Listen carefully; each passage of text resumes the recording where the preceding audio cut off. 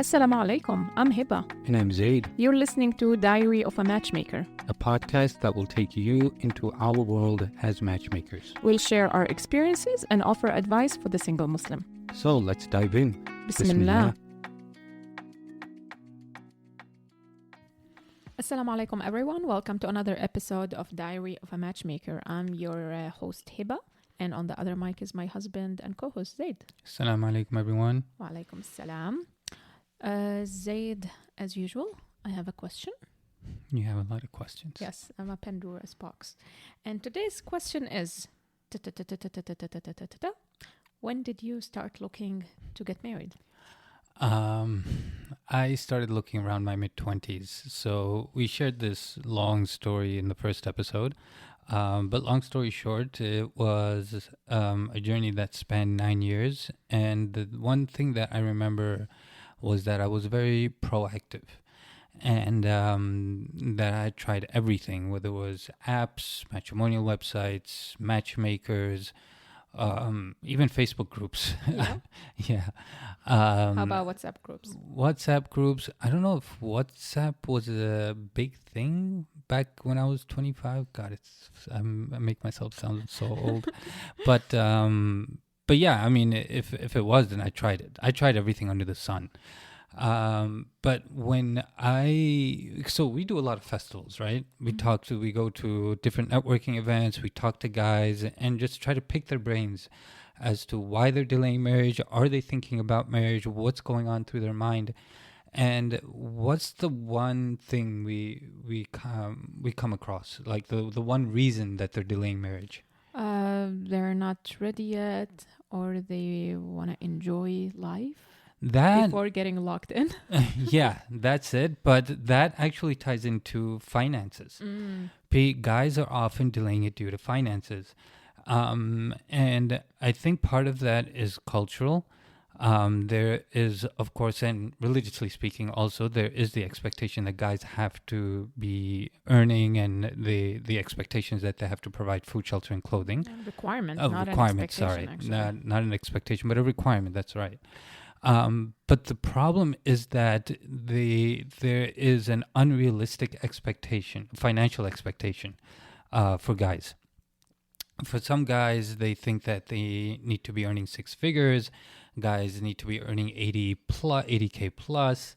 It is a number we heard actually. Yes. I remember seeing that on a girl's application once. Yeah. That the guy needs to be earning at least 80,000 a year. That they need to own a house. That they need to own a house, that they need to be quote unquote financially stable, so maybe done with their master's degree, all sorts of things. And the problem with that is that when you have this arbitrary number or goal in mind, you may get close to that, but then you'll think, okay, a little bit more. I need to have this next thing, or I need to have that next thing. Oh, plus the mahar, by the way. Oh, plus the mahar, right? And some of the numbers for mahar are just crazy. Yeah. Yeah, we're talking like 40, 50K. It's nuts. And so the truth is that if you're always going to be striving towards some sort of arbitrary financial number or goal, you're never going to get there.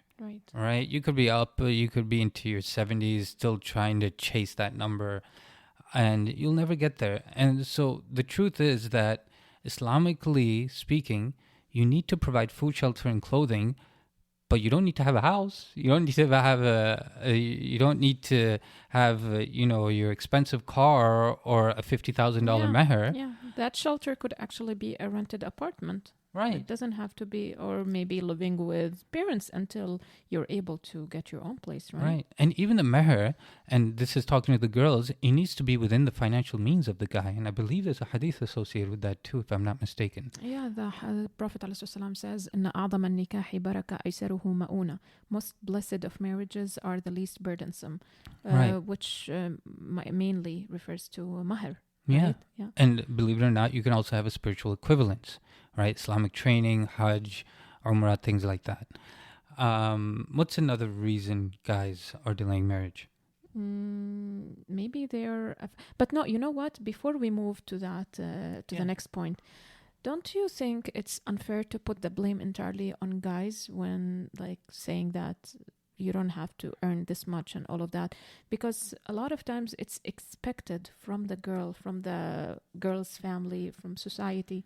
Like, it's not that they put this burden on themselves. It's what society dictates these days. That's a good point. And that is something I saw over and over again in my search.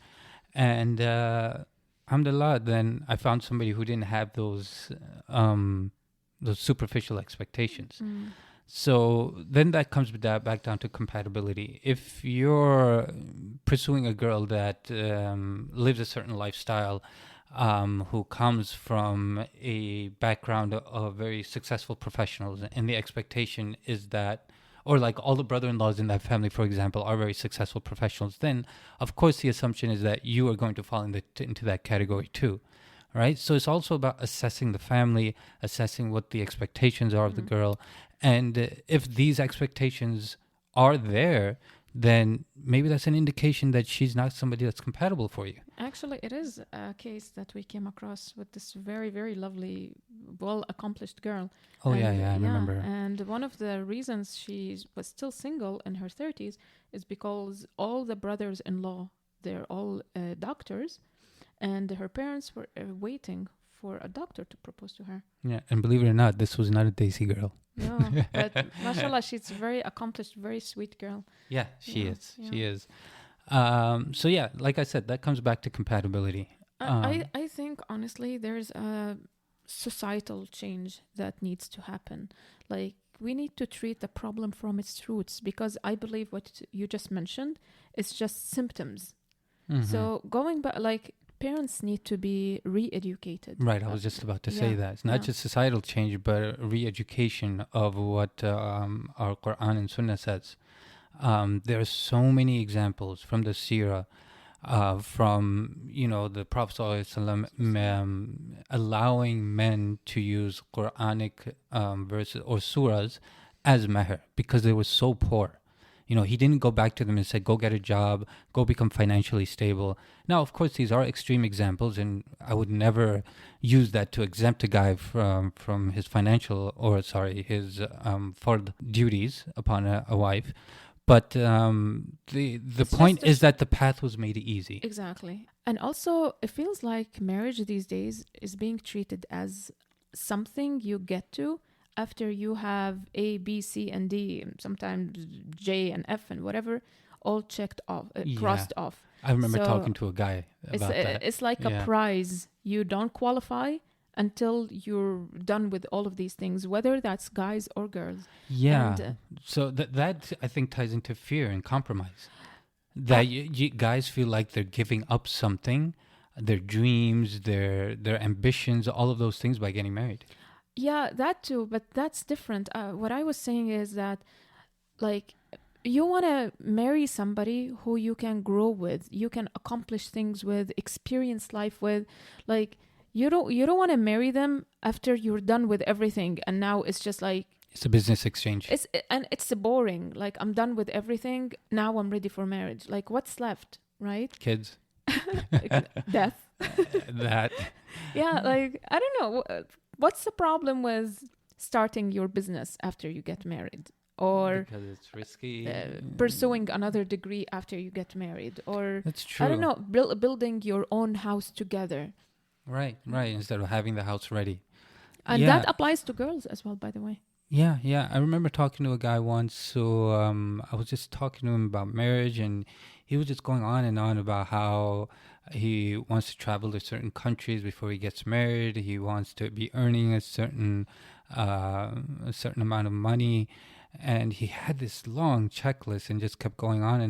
And then after all of those things are checked, and God knows how long it's going to take, then he said, "Okay, then maybe I'll be ready for marriage." Yeah. But man, it's like you said, it goes against the whole spirit of marriage, right? Like, Islamically speaking, Islam never talked about marriage as a business exchange or as something that should be treated as like a checklist, right? The Prophet ﷺ always encouraged people to get married early. He made the path to marriage easy. And that's why the conditions are very simple, right? Just 5 conditions, like I mentioned in the previous episode. So, right. And also, guys, if you want to keep waiting until you're ready and all of that, then you don't have the luxury to say, oh, I wanna marry a 20, 21, 22-year-old. Like, it's true that age plays a more significant factor when it comes to girls, but also, guys, like, you're not getting any younger. And the older you get, the smaller your options become, I mean. Exactly. And that actually leads into my final point about comparison. So guys often see their friends or family members who are financially stable, providing a very lavish lifestyle for their wives, and they think that that's where they need to be in order for them to get married. But you need to evaluate your own circumstances, and just because somebody else is earning a certain amount of money and providing that lifestyle doesn't mean it's the right fit for you. Right. What works for your friends might not work for you. Yeah, your goals are different, your expectations, write your your own unique story. Oh yeah, exactly. Right. Like when we got married, I think I just got a job, and I didn't have my own place. I was living with my mom, and I was going back to school. Actually, I had just finished school, and around that time, my mom was talking me to go back into school to become a teacher. And so things were just up in the air, and I was just figuring things out. But yet we talked, and we had common values, common interests. We knew there was something there. And alhamdulillah, you were supportive, and we found a way to make it work. Yeah, alhamdulillah, all those other things, I see them as decoration, but it's not like the house, the structure itself is the compatibility. If you have compatibility, if you have similar values, then you have the structure. And then you can decorate it any way you want. You have the foundation. The foundation. Yeah. Then you can decorate it any way you want, whether that's a career, whether that's where to live, whether that's start from the foundation. Exactly. And I don't think I've mentioned this to many people before, but believe it or not, and this for the guys, Hiba only asked me how much I was earning until after I was married. And the only reason she asked me was because at that time we were searching for an apartment, and we needed to know what our budget was for an apartment. You know what? I forgot about that. I remember that clearly. Wow. And I was like, this girl has no idea what she's getting herself into. That I'm broke as a joke, and that I just barely have enough money to put down as a deposit for an apartment. But hey, we figured out a way to make it work. So alhamdulillah, it worked out. It's a blessing, and yeah, there's nothing more to say to that. Okay, so just like we asked the girls in the previous episodes, we're asking you guys today, or even girls, you can share your thoughts. Why do you think men are holding off on marriage? Yeah, I'd love to read those comments. Yeah. All right, till next time. Inshallah. Assalamu alaikum.